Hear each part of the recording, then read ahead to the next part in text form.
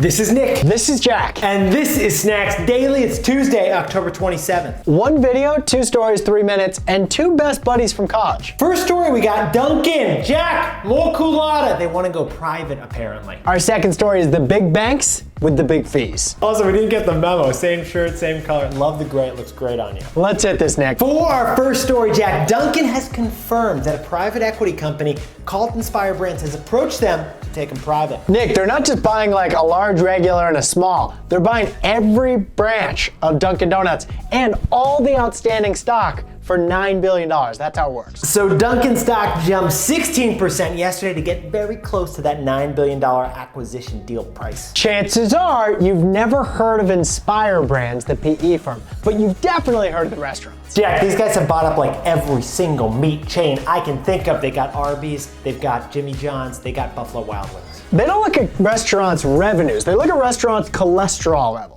And they're private equity firms. So basically they're finding companies that are mismanaged, undervalued. They buy them, they cut their costs, they optimize their revenues, and then they try to sell them 5 to 10 years later. It's kind of like house flipping, but with companies, and they get paid more, and now they're going after Dunkin'. Darlene, more culottes and hazelnut. 2 pumps of vanilla. So Jack, what's the takeaway for our buddies over at Dunkin'? We don't think this deal makes any sense. Snackers, the Dunkin', it's already living its best life. Last year it had record revenues. This year it's thriving in the pandemic with app downloads. Dunkin' stock's at an all-time high, so we don't think it's a fixer-upper. It's already been fixed up. This doesn't make sense in terms of PE acquisitions. Jack, for our second story, big banks reported big earnings last week. Like so many things in the current economy, the Wall Street side of the business did smashingly well. Main Street, normal economy, not so well. Honestly, Jack and I are looking at this. You got Bank of America, Wells Fargo, Citibank, all of them, same situation. Consumer banking down,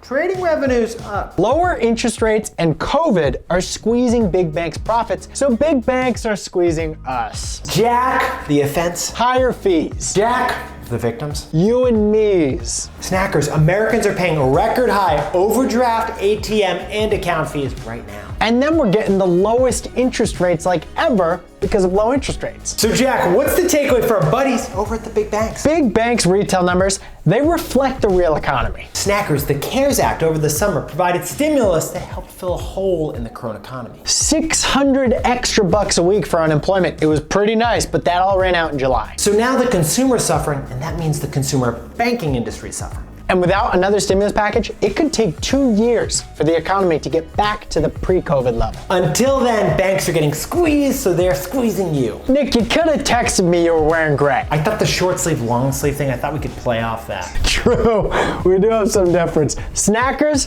follow us right here on Instagram at Robinhood Snacks to watch us every day. Or subscribe at youtube.com/RobinhoodApp. We will see you tomorrow. Wear whatever you want to wear.